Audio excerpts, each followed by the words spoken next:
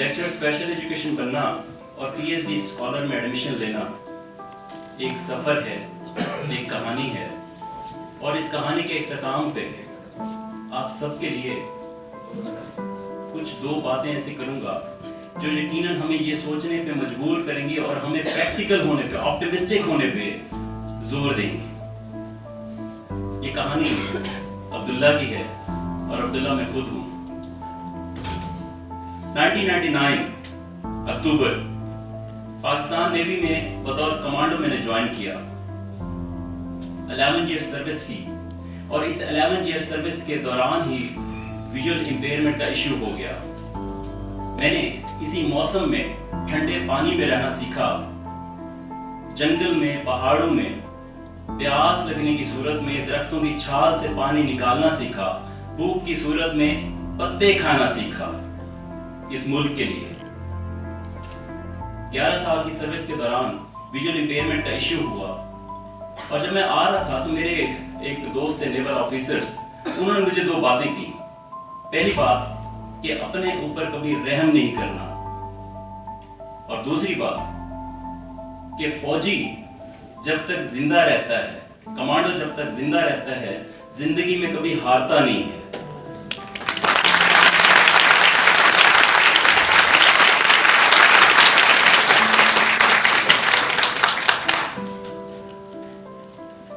DG Khan से चूंकि ताल्लुक है तो डीजी खान ही वापस आया। 1 महीना गुजारा मैंने, और 1 माह के बाद मुझे एहसास होने लगा कि जिंदगी में जो कुछ सीखा है वो जहन से स्किप हो रहा है, भूल रहा हूं। इसी सोच में वाले साहब से जिक्र किया तो वाले साहब ने कहा कि हम क्या कर सकते हैं, क्योंकि जिस इलाके से मेरा ताल्लुक है वहां पे डिसेबिलिटी को मोहताजी समझा जाता है, माजूरी दूर की बात है, ओनली डिपेंडेंसी। जैसे डॉक्टर अब्दुल हमीद साहब ने थोड़ी देर पहले जिक्र किया कि डिसेबिलिटी के ऊपर जो काम है वो सिर्फ शहरों की हद तक महदूद है, और ये रियलिटी है। सो इसी सोच में एक स्कूल में पहुंचा कि मैं क्या कर सकता हूं। मेरे पास 2 स्किल्स थी बिकॉज ऑफ दिस ब्लाइंडनेस। इस ब्लाइंडनेस की वजह से ही एक कि मैं कंप्यूटर ऑपरेट कर सकता था, 2011 की बात आपको बता रहा, और दूसरा ये कि मेस मैनेज कर सकता था on the base of naval experiences. So जब स्कूल में पहुंचा वहां पे डिसेबिलिटी के हवाले से चूंकि ऐसी अवेयरनेस नहीं थी, और उन्हें मुझे हायर करने के लिए एक और बंदा भी हायर करना पड़ता, मुझे जॉब वगैरह का कोई आइडिया नहीं था। इसी सोच के साथ उन्होंने मुझे रिफ्यूज किया, लेकिन चूंकि उनके साथ जो मेरी कम्युनिकेशन हो रही थी वो on the base of English थी, वहीं पे मुझे अपॉर्चुनिटी मिली बतौर इंग्लिश लैंग्वेज इंस्ट्रक्टर।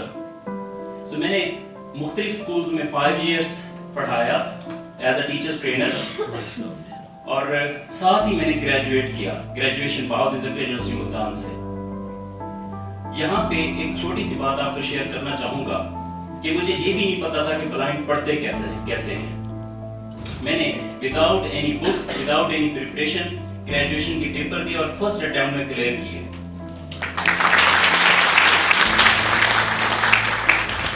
और उसके पीछे सवाल एक ही था कि मैं क्या हूँ, मैंने जिंदगी में क्या सीखा है। जब मैं पेपर को अटेम्प्ट करने बैठता था with the help of the writer जो यूनिवर्सिटी ने मुझे प्रोवाइड किया था। सो उसके बाद मास्टर्स किया स्पेशल एजुकेशन में। तब आगे मुझे पता चला कि ब्लाइंड रहते क्या हैं, ब्लाइंड होते क्या हैं, और ब्लाइंड के साथ होता क्या है, और ब्लाइंड ने करना क्या है, रिस्पॉन्सिबिलिटी क्या है। इसी सोच के साथ 2 साल गुजरे, और 2 साल के बाद जब रिजल्ट अनाउंस हुआ, so I was the first blind in university who got first position in class out of 54 students.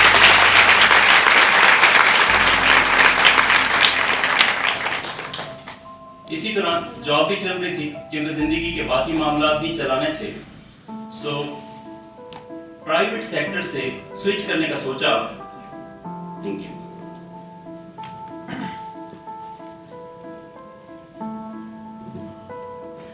Private sector से स्विच करने का सोचा गवर्नमेंट सेक्टर में आने के लिए, क्योंकि मुझे एहसास हो रहा था कि जितनी मैं मेहनत कर रहा हूं उतना मुझे रिवॉर्ड नहीं मिल रहा।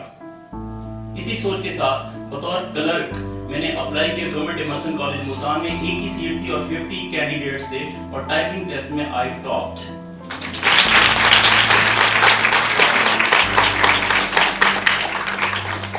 जब अपॉइंटमेंट ऑर्डर मुझे बतौर क्लर्क के मिले तो मैं सोचने पे मजबूर हुआ कुछ ना कुछ तो है। कुछ ना कुछ तो है जो मेरे साथ अटैच है। 3 माह मैंने बतौर क्लर्क सर्व किया, उसके बाद junior special education teacher, special education में सर्व करने का मौका मिला पीपीएससी के थ्रू। 100 सिलेक्टेड कैंडिडेट्स में I was at number 2 in the merit.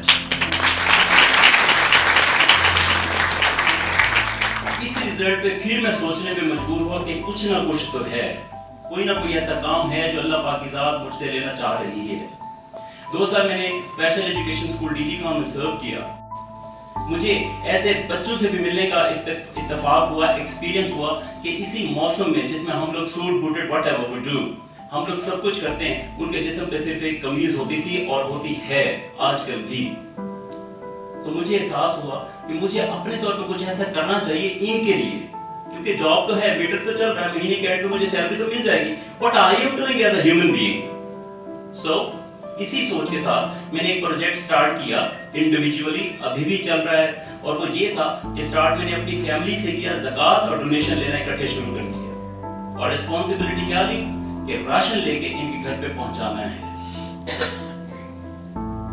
साथ ही ऐसी बच्चियां जिनके लिए जहेज की जरूरत थी, गुर्बत थी, तो उनको सिलाई मशीनें लेके दी कि अपनी सिलाई कढ़ाई सीखें, कुछ ना कुछ अर्न करें, making them empower in the society. ये मेरा इंडिविजुअल प्रोजेक्ट था। थोड़ी देर पहले एक सर ने बात की, माजरत के साथ मैं नाम थोड़ा स्किप हो चुका मेरे माइंड से, कि हम जब जिंदगी में कुछ अच्छा करते हैं तो हमें अच्छा ही मिलता है। अल्लाह पाक ने 2 साल के बाद एक ही सीट अनाउंस हुई लेक्चरर की, टीचर ट्रेनिंग कॉलेज के लिए पीपीएससी के थ्रू, और उसमें अल्हम्दुलिल्लाह सिलेक्शन होगी प्रॉपर प्रोसीजर के तहत। सो जब स्पेशल एजुकेशन में एज अ लेक्चरर ज्वाइन किया मैंने 2018 में, फिर एहसास हुआ कि जिम्मेदारी मजीद बढ़ गई है, क्योंकि पहले बच्चों पे काम कर रहा था, अब बच्चों के टीचर्स पे काम करना है जिन्होंने पंजाब में जाके फैलना है। तो मैंने जो कंक्लूड किया अपनी इस प्रोफेशनल एक्सपीरियंस को, वो ये था कि टीचर बनना बहुत आसान है, लेकिन अच्छा टीचर बनना बहुत मुश्किल है। और अच्छा टीचर बनने के लिए हमें अपने दिल के अंदर ऐसी मोटिवेशन पैदा करनी पड़ेगी, क्योंकि यही मोटिवेशन ही हमने अपने बच्चों के अंदर पैदा करनी है, और उन्हीं बच्चों के अंदर वो हौसला और हिम्मत पैदा हो जाएगी जिससे वो खुद को ही एम्पावर कर सकेंगे इस सोसाइटी में। अब आते हैं पीएचडी में। इसी तरह मेरा एमफिल कंप्लीट हुआ ये लास्ट ईयर ही, इसी 2019 के फेब मार्च में। सो पीएचडी में अल्लाह पाक ने अपॉर्चुनिटी दी। पीएचडी का जो एडमिशन है मेरी जिंदगी की सबसे हसीन याद है। मैं जिंदगी में कभी नहीं रोया, लेकिन जब मुझे कहा गया कि पीएचडी की जो रिटन टेस्ट का जो रिजल्ट है वो व्हाइट बोर्ड पे कल शाम को लगेगा, मैं परसों सुबह पहुंचा, शाम को नहीं पहुंचा, मैं सुबह पहुंचा 7:20 पे कि मैं रिजल्ट में अपना नाम देख सकूं। वहां पे मेरे साथ एक हसीन इत्तेफाक हुआ जो पीएचडी में शायद हमेशा मेरी जिंदगी का एक्सपीरियंस भी रहे। वो मेरे साथ एक बंदा था उबर वाला। हम नोटिस बोर्ड के पास पहुंचे हैं, 8 बजे मेरा ड्यूटी टाइम था, 7:20 में डिपार्टमेंट पहुंचा। सो व्हाइट बोर्ड, वो जो नोटिस बोर्ड है वहां पे लिस्ट लगी हुई है, मुझे देखना नहीं आता था और उसे पढ़ना नहीं आता था। तो दोनों ही सिचुएशन क्या हुई, उस पूरे नोटिस बोर्ड की पिक्चर्स खींची गई, वो पिक्चर्स व्हाट्सएप की गई घर पे, घर वालों ने वो जितनी भी लिस्ट लगी हुई थी सब में से मेरा नाम ढूंढा और फिर उन्होंने मुझे कांग्रेचुलेट किया। उस वक्त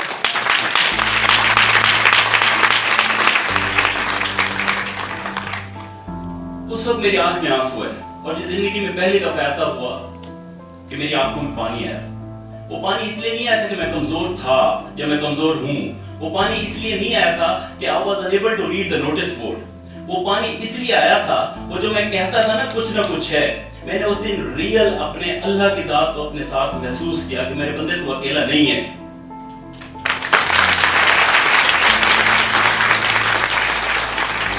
और साथ ही ये जिम्मेदारी भी कि अब पीएचडी में आ गए हैं और बहुत अच्छा टीचर बनना पड़ेगा, क्योंकि जहां से आप बिलोंग करते हैं अब आपके ऊपर वो रिस्पॉन्सिबिलिटी है कि पढ़ाने से हट के कुछ काम करने हैं।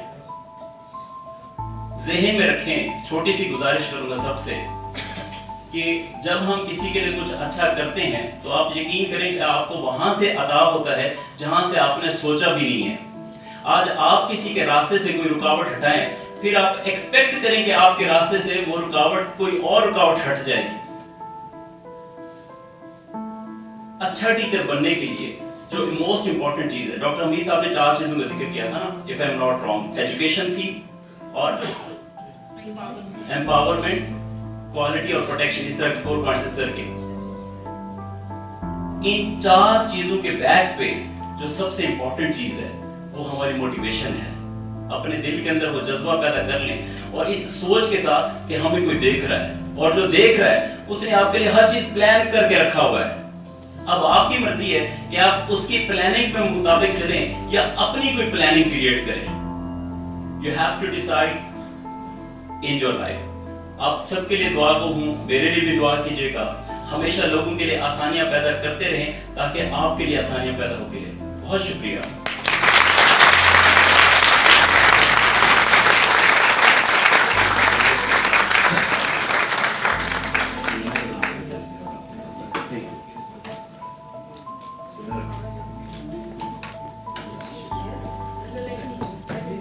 Right. Now I would like to call Professor Dr. Humaira Banu. She wants to add something. आप देख रहे होंगे कि काशिफ अभी केन को चलाना सीख रहे हैं।